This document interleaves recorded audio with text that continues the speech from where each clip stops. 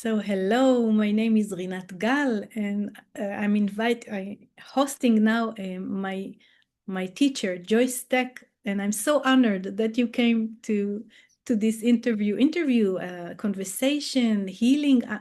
I don't know the name because we didn't do it already. Let me know how do you present yourself? I just say you are my teacher. My most profound teacher, and the one that really uplifted my work so much. I really thank you for that. Well, thank you for just that. Now, to me, that's a beautiful introduction. So, thank you for even acknowledging me at that level. And I want to acknowledge you because guess what? You're teaching me every time I'm with you, and teaching me. It's always an exchange. So, you have added to my life too. I think I've told you that many, many times, right? They thank you for being in my life, and thank you for doing this and inviting me. I'm honored to be part of your unnamed podcast out of the state. So I'm ready to get going. So basically, let's just basically have a conversation like we normally do. And I'm great that you trust that, but people will want to hear our conversation. Hopefully. Whatever, we're having fun, right? So that's important. Yeah. I wanted to ask you about your point of view about fertility and health, mostly fertility, because I work a lot with women after miscarriages and that have a problem to really hold on to their pregnancies, and they keep losing the babies or they have problem with conception. So what can you tell about that from your perspective? I know you worked a lot with also with women with those problems. Yeah, it's such a big topic, right? So you could go to so many places with it. And I know that, just so people that are listening, when I have people that, and my own clients, I refer them to Renat because this is really one of her really major masteries and specialties. So I just want to, that's why I'm here because I mean, it's wonderful. And if you have those issues, now, I mean, you could get into really clinical stuff. I mean, there's so many clinical things that are going because fertility is a huge issue now, not only for women but for men having their own issues because of everything that's going on. But let's go to the other end of that because you could research that. We could talk about that and how we could do series of that, right? I mean, you could do a series on that. But let's really talk about what's going on internally. What is going on because it's really the stuff that we don't think about, right? That we don't think has, oh, that has nothing to do with it. We put it on the back burner. But that back burner is the one that's stopping everything from going forward. So when you ask me about like the fertility connection at a different level, right, at a higher level, it's not, fertility is not only about producing a pregnancy. To me, fertility is the capacity to actually receive life, period, in your own life, right? To hold life, right? To nourish life, to be able to create, to be able to soften a little bit, to have trust, right? Allow something, what we're allowing is something new, right, to move through us, right? So if you want to look at it, if you can look at it like, you're not waiting to become a vessel for life, because guess what?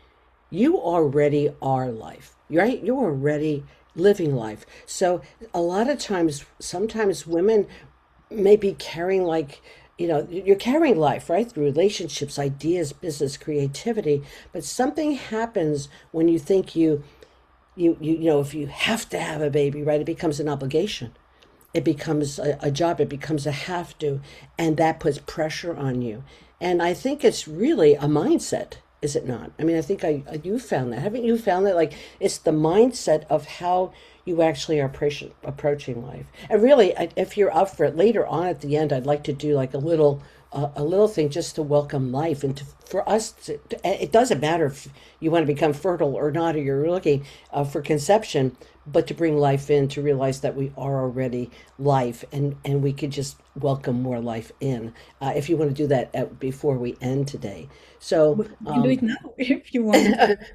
we could do it. You want to do it now? Okay, I don't wait. I like that. Okay, We so are Israelis, we go to the Whatever, So we're looking at, like, my question that I would bring up is like, where am I already carrying life? Because sometimes I think I have to create a life and bring a life. Whoa, let's start with where you are already doing this, because a lot of people, I think the mindset is like, I can't have a baby, or I can't have life, I can't make this, and it's like, let's step back, and is that really truth? Because you were already carrying life. If you weren't, you wouldn't be here, right? So if we could really go like a little bit deeper, go like, where am I already carrying life in me, right? So if you just like put one hand on your heart, and it doesn't really matter if you're lefty or righty, and one right on that lower abdominal area, right? Regardless, I mean, I'm doing it, and I'm way past having a baby. But I'm not past making creative things, right? So, okay, so where we go, like, just ask, like, where is life already moving through me? Where is life already moving through me? Because what am I nurturing now?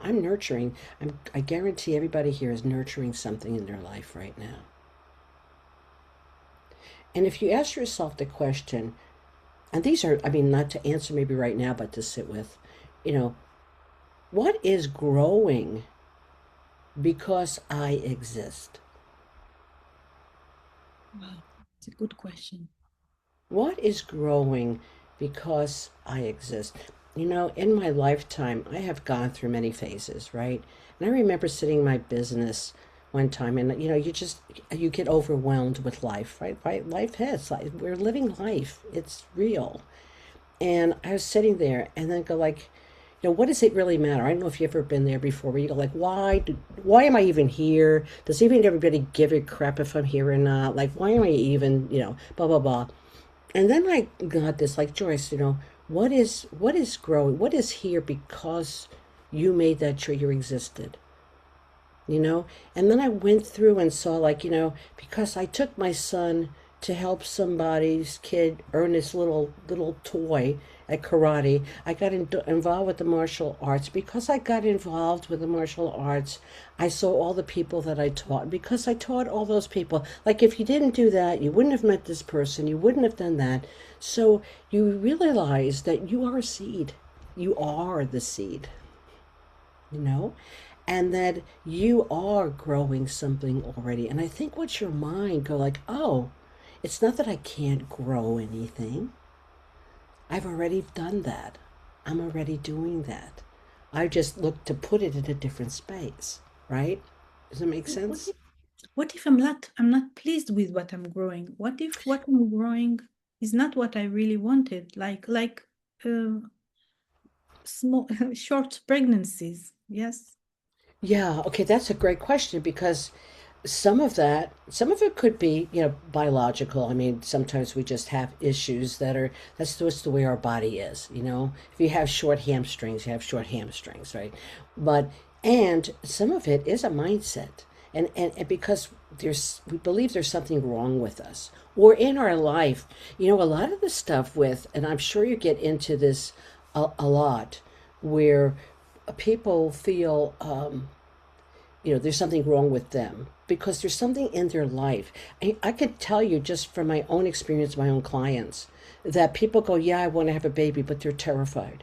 They're terrified because maybe their own home life wasn't that great. So they want to be the mother they never had, but they're so afraid that they'll be their mother. So you go like, well, how is that stopping me? It's stopping you somewhere, because you'll get to that point and you get so full of fear Yes. that you say, I don't know, and I can't just take it away. And you don't realize you're saying unconsciously, take it away. But you really are saying, I can't, what if I turn into my mother? What if I create the childhood I had if it wasn't a happy childhood? So a lot of that stuff is running through you. That's why I said a lot of work that needs to be done, and that's why I think, like, you're the master at this. When you have women, you're just going like, "Oh, this is a therapy. Take another shot." No, no, no. We need to clear what's happening. So okay, if you're up for this, really, place one hand in your heart and and over your womb or of your stomach, and just take a breath and allow yourself to be here without needing to fix anything. We're not going to fix anything, but just say, my body is not my enemy, and my body is not a problem to be solved, and my worth, my value, is not waiting for an outcome. I am already carrying life. And breathe. Life, it moves through my heart. Feel it. Life moves through your body. Feel it. Life moves through your creativity. Breathe it in. Life already is moving through your relationships. And life is running through your presence. Your being here alone is giving life to others, even if you don't realize it. I release. Let's release. Okay, breathe in and breathe out. I release the demand that joy must wait. I release the demand that joy must wait. Wonderful. Breathe in, breathe out. I release the belief that struggle proves how deeply I care. I release the belief that struggle proves how deeply I care. And with these, breathe in. Joy is safe for me now. Joy is safe for me now. Receiving is safe for me now. Receiving is safe for me now. And softness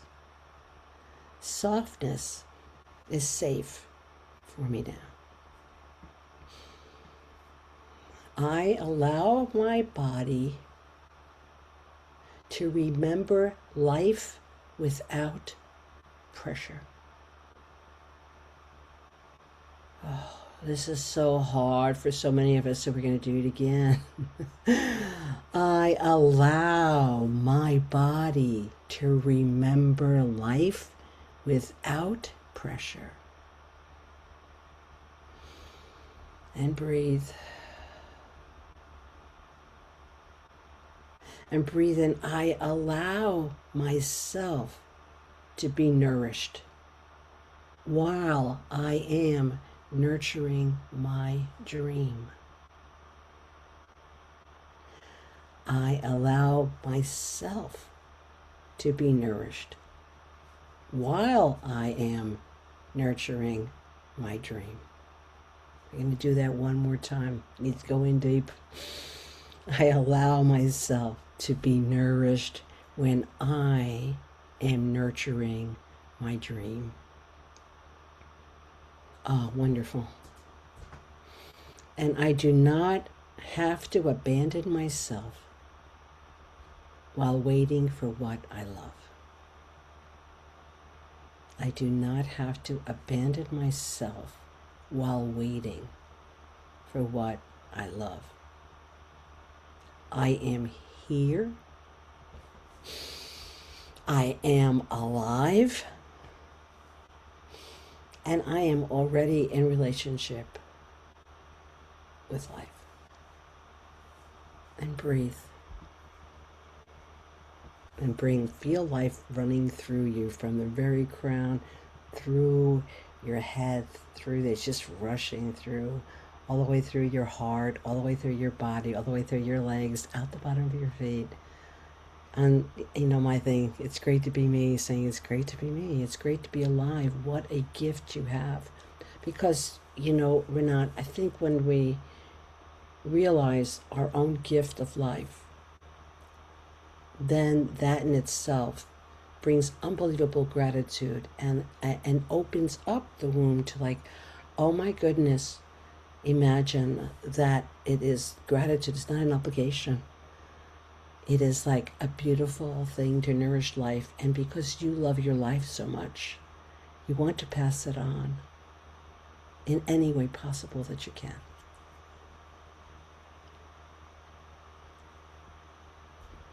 Wow. Does that answer your first question? I love that. I love that.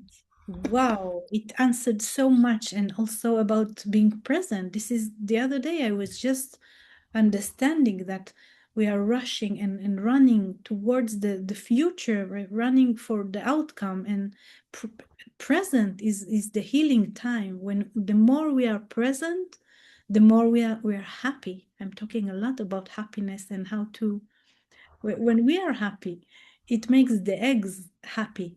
And Yes. yes, they You want understand that. happy eggs. Yes, happy eggs are essential because it's like giving them the message that life is good, that they should come. It will be fun here. And most women, they are suffering so much on this path of fertility. So the message is opposite. The message is that life is hard, that it's painful, that it's disappointing. And it's not the message we want to share the eggs with. You know, We as you're want saying that, you know, I bring a lot of humor into things, and I don't, I'm not making light of it because I know it's a serious situation. However, imagine you have a little thing like, "Hi, welcome. It's horrible here. You're gonna have a lot of suffering. It's gonna be miserable." And oh yeah, I want to get in there. Yeah, sign me up for that. You know, it's like where if you're like, "Oh God, life is great. It's great to be me." You've got fights going on the other thing. You're like, I want in that. I want that. Right. So it really does matter. So a lot of this stuff is to work on ourselves because why don't we believe life is so great too? Right. And it's amazing because even in our own health, I don't care what you have. I mean, we're talking about fertility, but it could be a number of things. Like, why are we unhealthy? Where does disease come from? It's something in us that we're not in alignment with who we really are and what we really want to do, right? So it's constantly eating at us, right? That kind of thing. So I know you have so many questions about fertility itself, and there's so much going on. As I said, chemically now, all these other things, and all those things need to be looked at, right? But everything needs to be looked at. But where's your attitude? Where's your head? Where is your head? you said something about trust before, and this is also something that I see a lot, how women, they lose trust in their bodies. And it's very normal. To lose trust after you have miscarriage after miscarriage, or Yes. you wait for years sometimes for your baby to come. So how do you work, how do you gain trust again from your point of view? Yeah, well, from my point of view, so that people out there know that uh, I didn't know that I was pregnant, my first pregnancy. I didn't even know. All right. I was a career person. Maybe when I'm 35, I'll think about babies. You know, it's like I'm on a path here. So, you know, my background many, many years ago. So, and I guess I could give the story, right? Because it's okay. So I was starting bleeding, and I had a course in college that I was said, you know, I took an advanced course in human sexuality and biology and things like that. I said, you know, something's not right. I looked at my textbook and said, yeah, you should not be bleeding right away, whatever, right? And I said, I'll go check it out. And it was funny because the doctor goes, "What are you doing today?" And at the time, I was in real estate. So I said, I'm looking at homes today because I got clients tomorrow." And he goes, "I don't think so. I think you need to just show up at the office." And I was young. I was like 23, right? 23. So I went in and I didn't even want my husband to come with me. I said, it's a checkup. He goes, "Maybe I come with you." And I remember going in, coming out, saying, "You were pregnant. You're not pregnant anymore." You know, and it was like, what, what, and it was I had ectopic pregnancy. They didn't know, so the egg, and I luckily, I mean, God is, I believe in God very very very much. So, um, normally they would take the tubes out, and that would be the end of it without your tubes, right? So, and I was really young, but this doctor was top notch, and he was able to clean it out. So they never got a biopsy or find out why I had it. The doctor told me after he believed it was a fluke. He believed that the egg came down, it got fertilized, and then for some reason started going up the other fallopian tube. And so it was already in the tube, it was already miscarrying itself, but was creating a major problem. But because of that, they didn't know if this was going to keep occurring, and they didn't know because I had to get special blood work every time I thought I might be pregnant because it could be any part of your body. Now, if that doesn't scare you, right? What do you mean it could be in any part of my body if I show a pregnancy test, okay, or a blood test? So, and they said if it happens again, because the odds of it happening are 1 in 200 or something like that, right? And the odds after you've had one is 1 in 20. That increases your odds. So I asked them even because I had to have a laparoscopy, which went through my belly button. But then when they found it, they actually cut. They had to cut all the way. I mean, this was a while ago, so they had to cut across, and actually to get to the tubes to clear the tubes, and then put me back together again. So they weren't really sure of like most people think could you even have it, and I have it. I'm giving you this so you know that I'm not coming like sure it's easy to talk about. No, I also have a tilted uterus. So in the very beginning they said, oh, women with tilted uteruses, they're very hard to get pregnant. You might know. I said, okay, well here I have now a tilted uterus, and I have what are the odds? And if I have odds again, I might be prone to just have these things because we didn't know if there's a problem itself, right? So, did that cause me some? Yes, imagine I didn't even know I was pregnant. I'm laying in there, had 6 weeks of recovery, all this other stuff's going on, and then you start wondering, like, what if I can't have kids? Because there's a point in your life, I think, I don't know, I can only speak for myself, but you go like, sure, if I want to get pregnant, I just get pregnant, right? Because you just do that. And then you find out that maybe it's not what you thought it was. Maybe you just don't, hey, I want to get pregnant, so tomorrow I have sex and tomorrow I'm pregnant, right? It doesn't work that way. So what kept me going was the point. It's like one, I had a realization, like with God, it's like, wow, am I on the right path myself? Do I really want is the career most important? Do I really want family? What if I can have family? Because I never asked myself those questions. But obviously underneath something else was going on. So for me to have to come to that reality of like what is important to you, and then what if, and what if, and that was scary for me. So think about, I'm having I get pregnant. I'm going to have to be getting cut and operated on every time. So what kept me going? I am very, I am very believe in life, and I do have, like, I guess, a joy. I do have a lot of joy in my life. It's like, okay, I have a strong belief if God wants this to happen, it will happen also. But what changed for me was my mindset of something of like almost, and I'm sharing my own stuff, almost like taking life for granted. Like when I want a baby, I will have one, and I'm going to have my career first, and then when I want baby happens, and it's going to be my way. So that mindset of like being from an ego, sure I can, being humbled. I mean, did that humble me? That humbled me, and I think some of it is about we're very humble when we lose a child or don't even know we're pregnant, and then think that we could do anything, and then I'll kind of go like, well, maybe we can't. So you might want to like humble yourself a little bit here and really think about what is really about creating life and things like that. And again, at 20 something years old, you don't think that. So anybody listening out there, I have 2 children, I have 5 grandchildren. So it comes around when it comes around. But I think the mindset, that's why I keep coming back to mindset. So how do you keep on going is that where is your hope? What is your belief? I think you have to go inside. I mean, I do a lot of inside work, and I think that's when it started, because up to that point, I really didn't sit around like, I wonder who I am and I wonder where I'm going. It's like, I know who I am and I know what I want, that beautiful when you're in your 20s and you think that you know everything and you're amazed that your parents didn't kill you because they're so damn stupid. Like, how did you even exist? Thank God I made it to this point.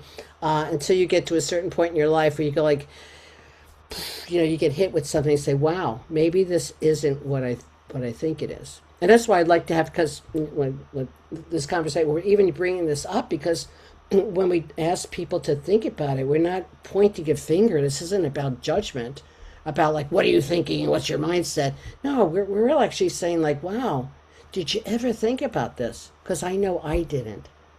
But I know when I thought about it, and I thought of what a gift it was. Did I change my life and my perspective? Yes, I did. Did the things that really seemed important to me have that same importance? No, it did not. No, it did not. So, did I ever question if I could have kids or not? Absolutely. Did it scare me to think that I will have one? I mean, because they said it could be anywhere in your body. Now I'm 23 years old, going like, "Great, I'm going to have it in my arm." It's like, what are they going to do? They in my eye, Again, I bring humor to things because that's the only way I do survive. So, how do I get through things?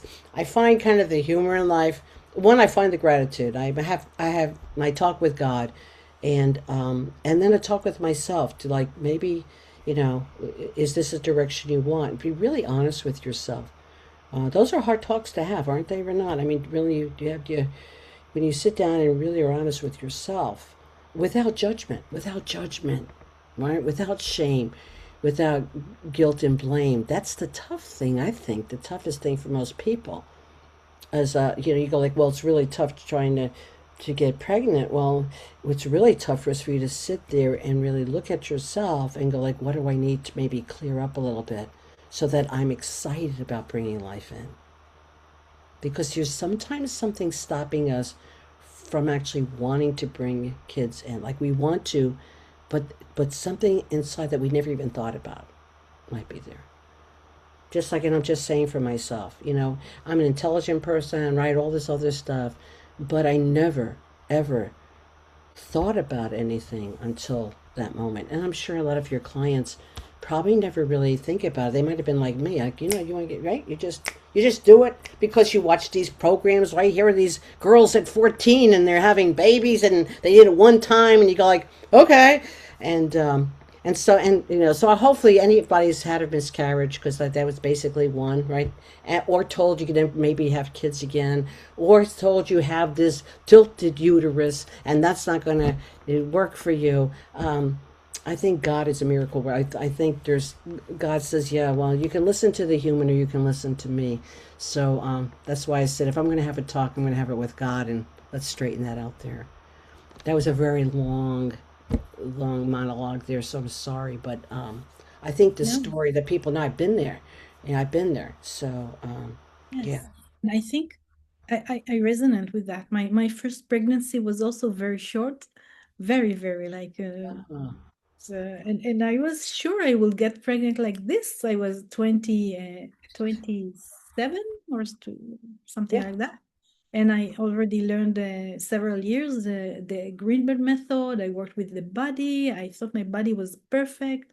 I did you have this? You had the dojo, so you probably yeah. Back Or, then, no, back then I was in real estate. I oh was I was in oh. real estate for 15 years. Yeah, so that I was a real estate person. Oh Mm. yeah, I was your real estate mogul person.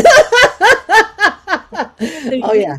but you were always very I was very sporty. active. Oh yeah, that night before, because I said tomorrow I got to play racquetball with one of the guys at the office. I said I'm playing racquetball tomorrow, and they go, I don't think you're going to be playing racquetball tomorrow morning. Yeah, yeah.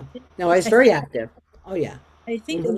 when we trust the body, it's harder to Yes. realize that it's not that we are helpless about the some things, and it's not everything. We cannot control pregnancy. We just cannot control. We cannot control the children after that also, which is another problem. But That's another podcast on another day, right? But yeah, yeah. that is a good point. It's and it is because I was in great shape. I've always been active. I've always been physically active. So yeah, so you go like, right? What's the issue here?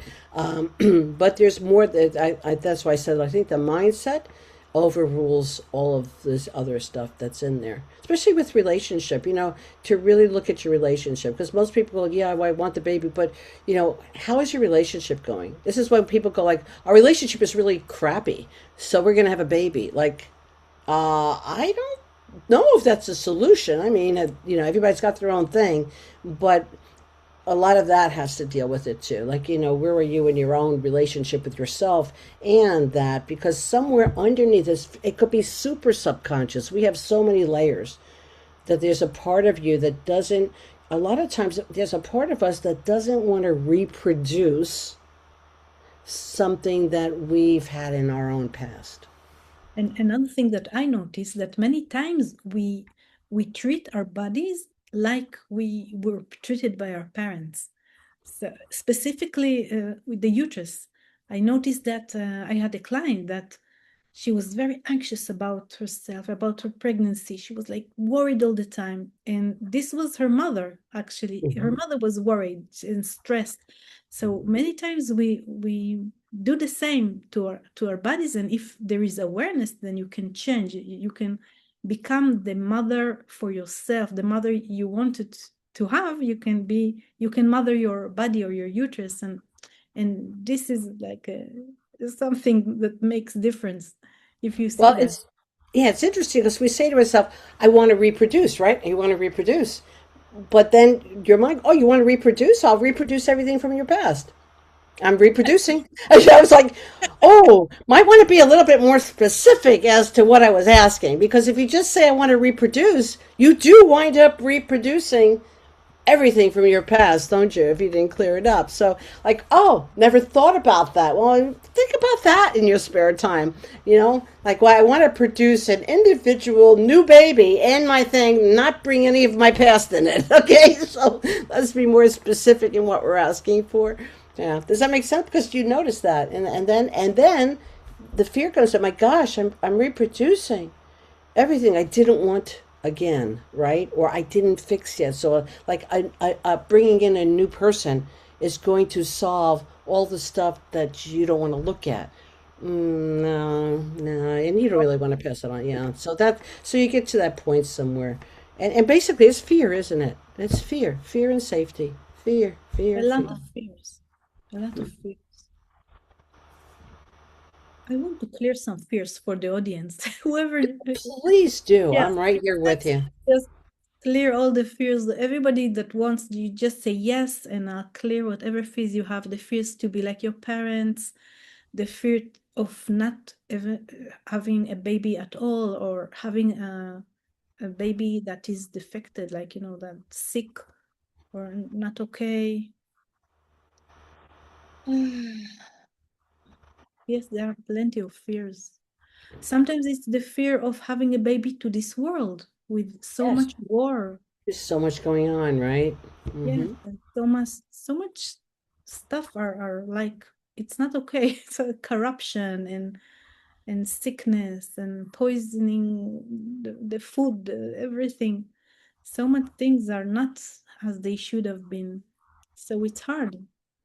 Mm-hmm. And I hear that a lot, especially with the younger generation, younger, like they're early.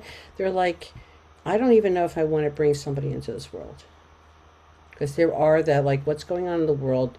Is that fair to bring somebody into this? And I think that's an underlying big current because we could talk about general consciousness, right? There's a consciousness out there, and that fear, even though we go like, well, I don't buy into that, it's still hanging over us somewhere and it still becomes a distortion for many, many things. So sometimes we need to look at that because if we're buying into it's not safe to bring someone into the world, or even sometimes your partner says that, right? Or sometimes you and your partner are fine with it, but the rest of the world is telling you like, what? You're pregnant? What, are you crazy? What, do you want to have a baby? What are you thinking? Right? So you think you got your stuff together, but then how are you being influenced by the environment or the people around you and what they say? And sometimes it's about the amount. Sometimes there are places when it's people judge you if you have too many kids or too little kids. Here, if you have one child, it's not okay. It's like everybody has something to say about having just one child. So you can never get it right with the environment and the parents and family. So yes, there are also fears of how you get along financially with the career for the Hmm. mothers. Many times it means they have to stop their career or to work less or to work harder. So yes, there are plenty of fears. I'm clearing them now, and also I want to clear toxins but like the toxin of that, like how we beat ourselves. We beat ourselves up for not being enough. We want to be people who want to be perfect before they get the baby, and you can never be perfect. You Good luck with that one. Yes, But and many. you know what's a really underlying thing, which is a real tough thing to talk about too, is a lot of times a woman believes that there's something wrong with her, like she's not really a woman. If she can't have a baby, then she's worthless. I mean, I'm just putting it very bluntly, because we could say, well, you feel that and you know me, I'm not blunt, okay? Now, but I'm very blunt. Let's get really to the heart of it. You really, and that's a hard thing to even say or to even think about yourself. But what happens is like, I am worthless because I can't produce. And that, by the way, I call it an energetic genetic. That's a cultural, and it's not only a Jewish culture, it's cultural thing. Think about medieval times or back in the day, right? Where a woman was basically traded for her ability to to bear a son. Even if you bear daughters, you were worthless, right? So it wasn't even about producing life, it was producing sons, right? And women were worthless. They were actually on the market worthless if you could not produce, because if you couldn't produce, then you were just at you were already at the bottom of the barrel being a woman, but now you're really there. And that's why I said it's an energetic genetic. Even though people, well, that's barbaric and we don't believe that anymore, that energy is somewhere very, very deep in cultures and stuff. So when you're told like, wait, maybe maybe you can't, maybe there's other stuff going on in there, that you're less than, that you're Not less than. only not only Hmm. that, sometimes you have on the women's line women that had no autonomy on their body, and they just kept having more and more babies The without baby control. makers, yeah, yeah, So sometimes some of the issues can has to do with free choice, having free choice and yes. over their body, over their ability to have baby when they want and not have baby when they don't want. It's the same. That's a great thing you just brought up. I think that's because even you go like, well, I'm not in medieval times, um, but if you think that your partner really wants the baby, but there's something about you that doesn't want it yet or whatever, that's playing underneath the surface. Like, well, no, look, I'm doing everything underneath the surface. That is playing because it's all your cells and everything are getting the truth. You might Yeah. want to get the truth here, but I'm telling you what, your body, you really do know the truth, right? At soul level and heart level. So we're bringing that up. We don't only bring it up so you can have a miserable day, night. Yes. We're bringing it up, so let's work on clearing that issue, because it was a very hard thing to even listen to that, because if it activated you, Eric, because that's what we both do. So Renat will do that on her own. I'll do it on my own. So together, we definitely are racking some bones in there. But we'll bring it up to the surface so that it can come up and it can get out.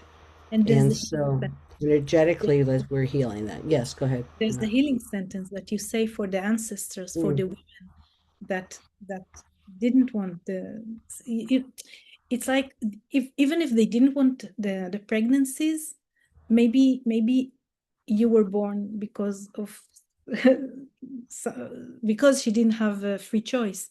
So it's a Mhm. burden for us to carry that maybe one of the ancestors didn't want to have our grandmother. So you bow to them and you say to them, I honor the dignity of your faith. Dignity of your faith. I see what it cost you, and I leave the cost with you.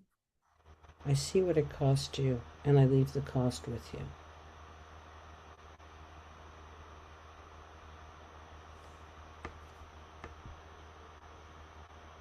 And we have to really honor them. And if we can say yes to the destiny, to really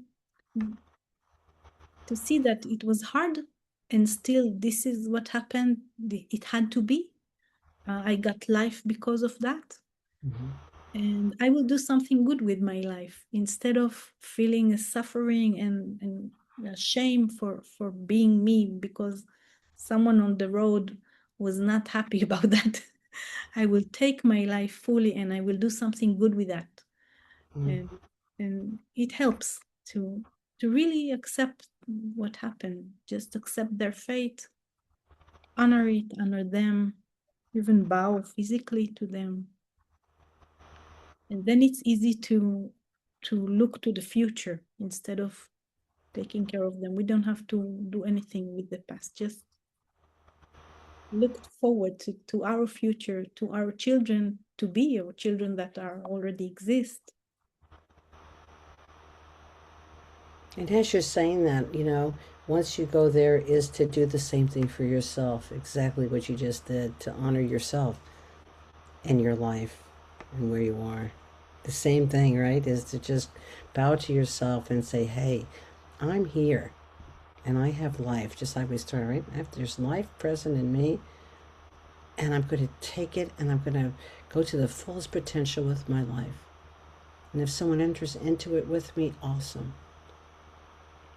Because there will be someone entering in your life. If it doesn't come through your body, trust me, it will come with the people that you meet and know and create with, right? So I would like to offer everybody with that, just to help that, because it's just not one thing, we're going to the next. All of the stuff is cumulatively working. First, a royal gem blue sapphire, giving you at the highest level that you can accept it for the vibration of your body, because it's about sustainability, to be able to sustain things, sustain what is pure and good and what is yours to bring forward. So that is in itself going into your womb now, going into, if you say, well, I don't want to get pregnant. Yeah, I'm there. It's like, 'cause that would be a miracle. I'll probably make a lot of money if that happened. But okay, but let's put that in there because it's about creativity. It's about knowing that that is beyond. People go like, if you lose hope, if you're losing hope, it's because your creative center. You thought you forgot how to create, and well, trust me, you are always creating. You are always creating. Be mindful of what you're creating, right? So that blue sapphire is going in there at such a high level to give you what you need, but to sustain what is yours, and to make sure that you're not carrying something that is not, right? So it's clear. It's you. You are bringing in what you is appropriate for your alignment. And then on top of that, we're going to add pearl. Royal gem pearl. And the reason pearl is there, yeah, it's about wisdom and purity, but it's also wonderful for, well, it's wonderful for new mothers. It's wonderful if you're having problems as you're giving birth. But it is wonderful for your womb to be open up to the graces that are there into gratitude. It's beautiful for fertility. In fact, when I do stuff, I go like, if you're young, please watch. We just did pearls, so you might you might want to take some extra precaution out there. All right, okay. So that's pearl. So that's I feel that going into everybody says wonderful, wonderful, and now it's the combination of those two that are extremely powerful. When you put royal gem blue sapphire together with royal gem pearl, that is sustain it. You're asking to sustain that purity. that wisdom, that fertility, right? Fancy. Yes. Mm-hmm. Because remember, we're talking about pregnancy and fertility in our bodies, but there's also pregnancy and fertility in our businesses, in our creativity, in our life, in our relationships, right? Because if you think about it, a relationship is exactly like nurturing a baby in your womb. It takes the same thing. It has great days. It has days you get up and you throw up all day. You can tell I've had a lot of relationships, right? Yes, and some days are just pure joy. You just are so happy to be there, right? And then there's always the time right before you give birth that, I mean, I remember, I think I was probably like at 6 months, I looked like I was ready to give birth. Okay. I just went from zero, I said, you could tell from conception, I just go right to where you are at 9 months and just walk around like that, right? Like an elephant. So, anyway, at somewhere in there, you go like, this has to come out. You see, being young, I remember how I thought. I was like, oh, this is great. And you go like, hey, this has to come out somehow. But isn't that how life is?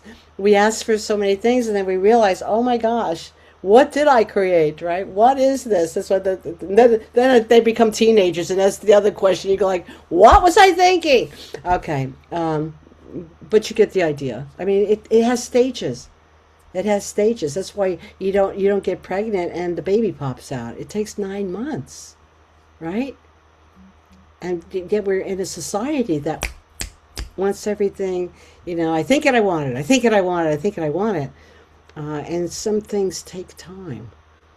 And even having the right conditions for that baby to come into your womb, you know, it takes, sometimes it takes time, sometimes it takes the awareness first, like for myself, right?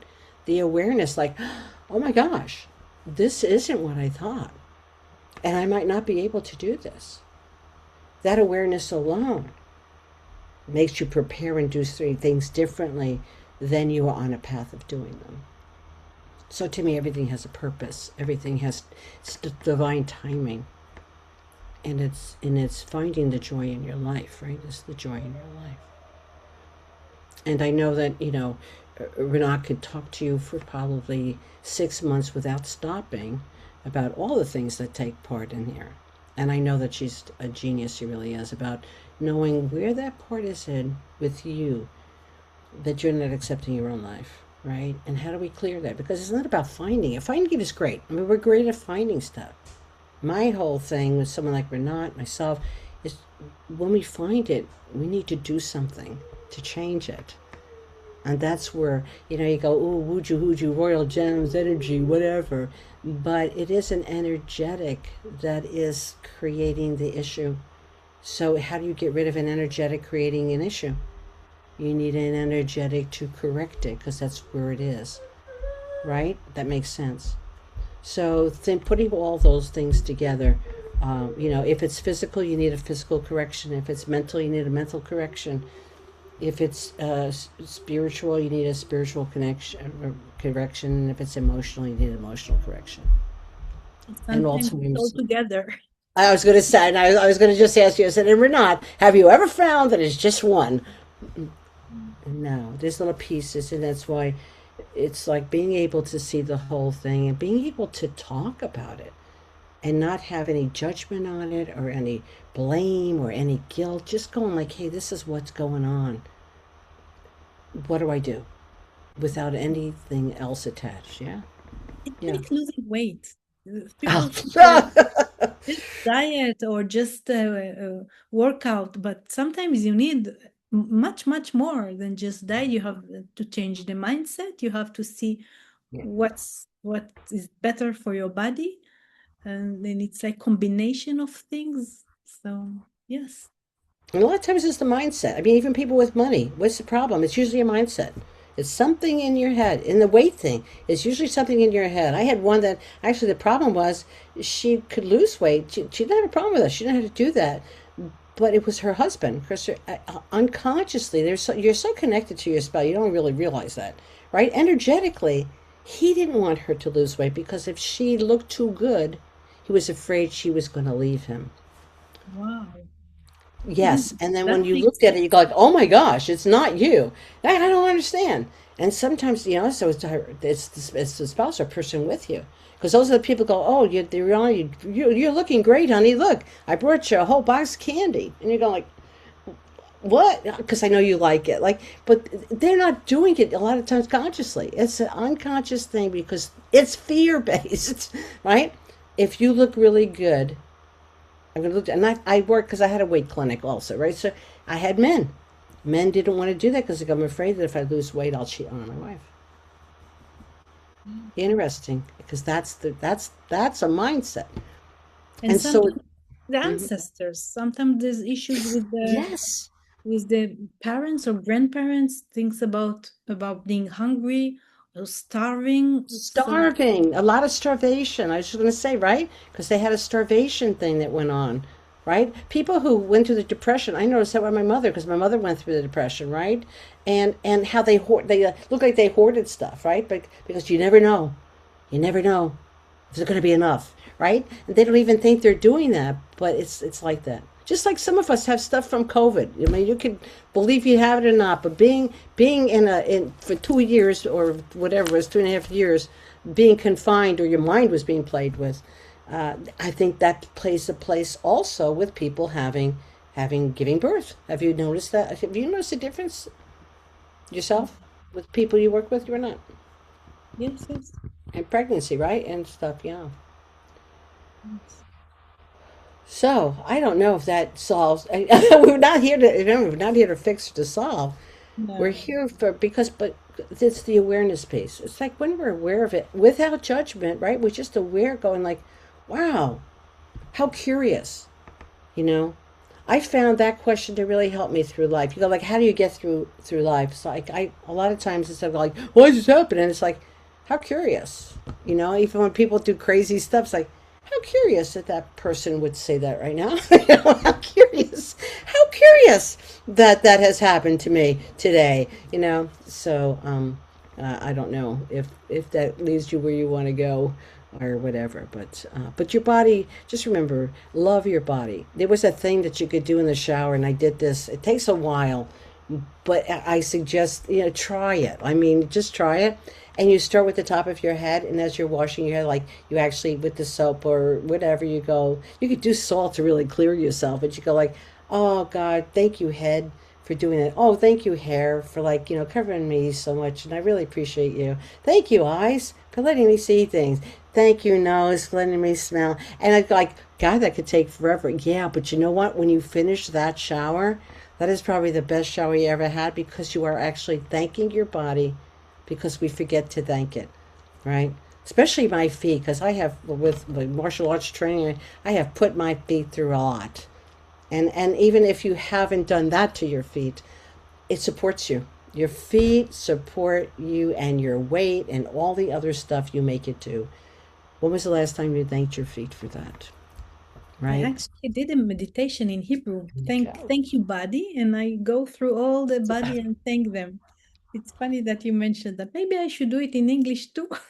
I think you should. I think you should do it in English.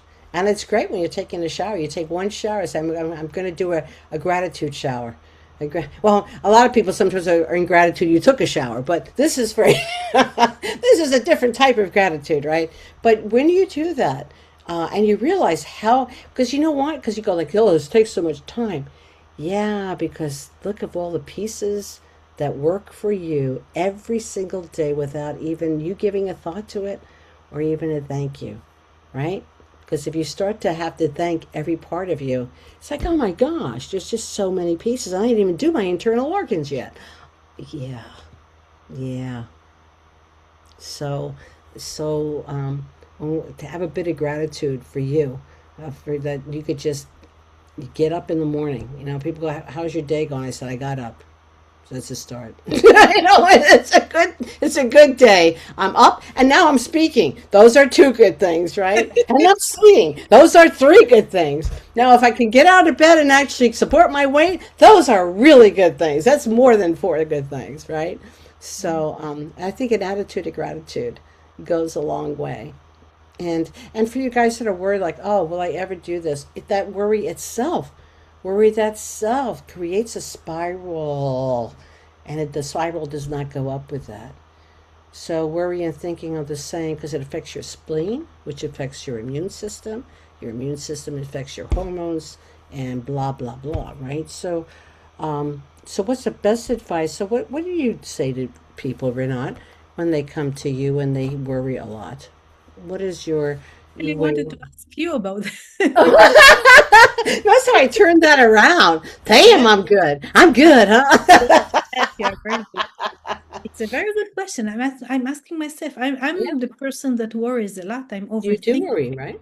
Mm-hmm. Um, I many times when I'm really worried, I talk to the ancestors. I have this rattle that I'm going along my living room, and I'm just crying to them. I'm telling them all my troubles, all the things I need help with, and usually I get some kind of insight, and I feel that I'm not alone. We are never alone. Never. And when I walk, or I ask the trees, sometimes I go outside, I do a walk, and I'm just asking for help, asking for answers for what I want, for the thing that I'm worried. Or I can talk to my boyfriend. Something he knows how to calm me. He's a good calmer.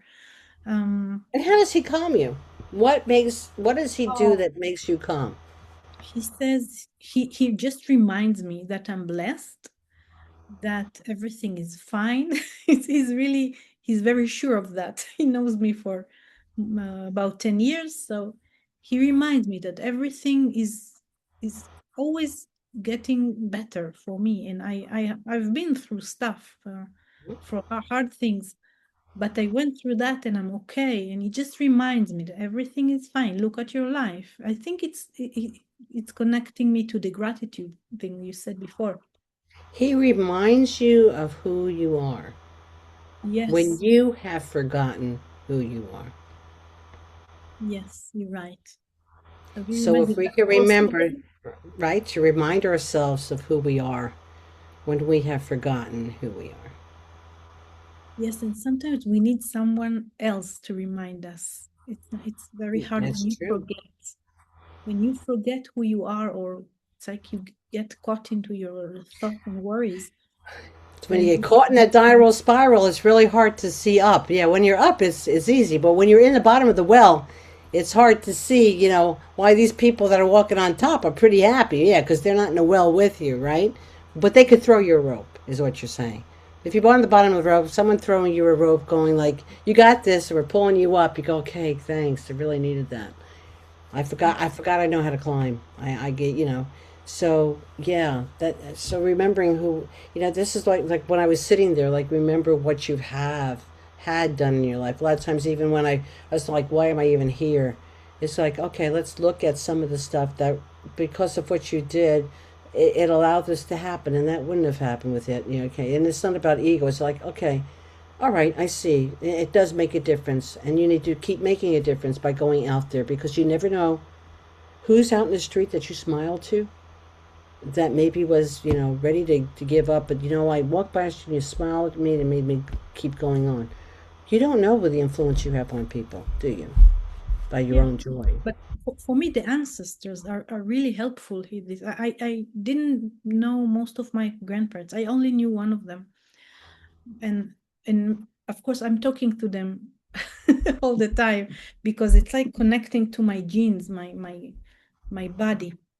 And many times they give me a good perspective. For example, when we had a war here with Iran, they Mm-hmm. they said, "Oh, this is war." They was very surprised because it was not like how they experienced the Holocaust, for example. Mm-hmm. So it looks for them it was they didn't believe me that this is war because my city was not bombed so much. So, or I can show them that I have food in the fridge and food in the. Right. It's a lot. They didn't have so much. They didn't have fridge. Some of them. No. So, we live in abundant times, and we have much more than our ancestors had. So sometimes it's good to remember what they had and what we have and what they went through, which was much harder. They didn't have WhatsApp to connect to their friends No, in the anything. war, or email, or everything was so much harder. So for me, it also gives me some kind of feeling like to really be gratitude for my for where am I, my place, my time. Yeah. Yes. And then for people, like, what is joy? Like pure joy. If I have pure joy, then I don't have any pain. And that's, I'm going to tell you, is BS, okay? Because pure joy is not the absence of pain or anything else, right? It's a part of you. It's a part of you that remains connected to life. Like you say, connecting back to life. Even while life sometimes is being thoroughly unreasonable. I don't know. Have you ever had life be unreasonable with you? Oh, it has been very unreasonable with me from time to time. But that doesn't mean I have to lose the joy that I have. So I have joy in parts of my life, and I could say, like, I'm doing okay, but that part is really pretty crappy today, right? So joy doesn't guarantee you that life gives you exactly what you want when you want it, right? But it does guarantee that we don't disappear while we're waiting for it or while we're working on something, right? So if we get to put things in their place, it's not the whole picture, and we give it that part to, it's like when if somebody dies somewhere, we give that part of grief. But if you grieve all the time, there's something that's out of balance. It's about being in alignment. It's okay. It's okay to have great joy and to have happiness. And in the same day, you might have something that was really not very joyful, right? But but be okay to feel all of them because they're all occurring simultaneously, right? So Mhm. that's where the gratitude comes in. Like, well, why should I be grateful for that? Well, you may not be grateful for that, and that's okay. Be honest with yourself. No, I'm not grateful for that. But I am grateful that I have that and that and that, right? No, I'm not happy that I'm at war. I'm not happy with. If I were in Israel, no, I'm not happy with the situation there. I'm not happy with it where I am. I'm not happy with the world situation. I'll be real honest with you.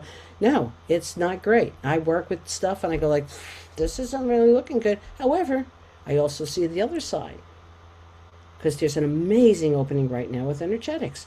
If you are there and you are ready to go forward, my gosh, you have this unbelievable ride going forward, and I see incredible things happening for everyone I'm working with. It's great. For people that are in the blind, are they having a great day? No, they're not. But there's a choice, right? So everything is occurring simultaneously. To say it's really great or to say it's really crappy, that's all your own conjecture of how your perspective is of life. Correct? So when I think when we started this, like when we think of our own fertility, look at your own feeling about where do you feel about life?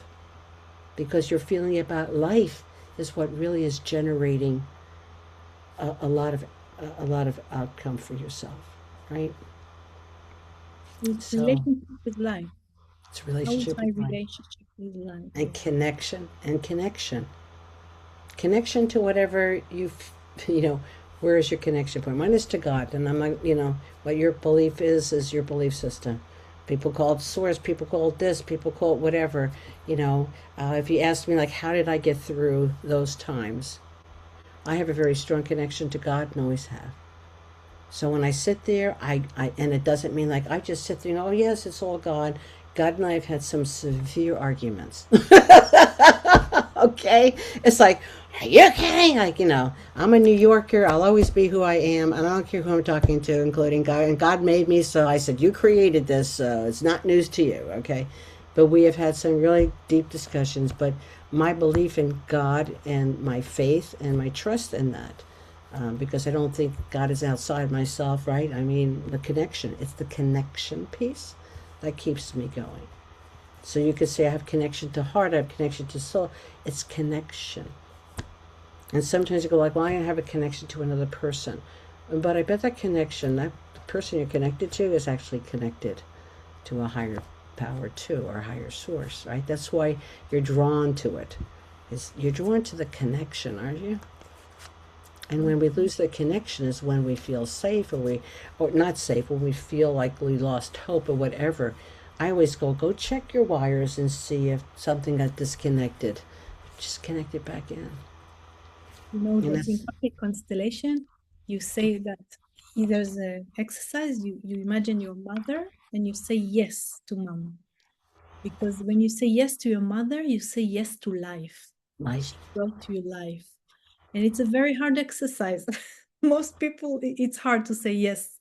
It's because it's not just yes to your mom, it's saying yes to her destiny, yes to whatever brought her to be who she was, who she is.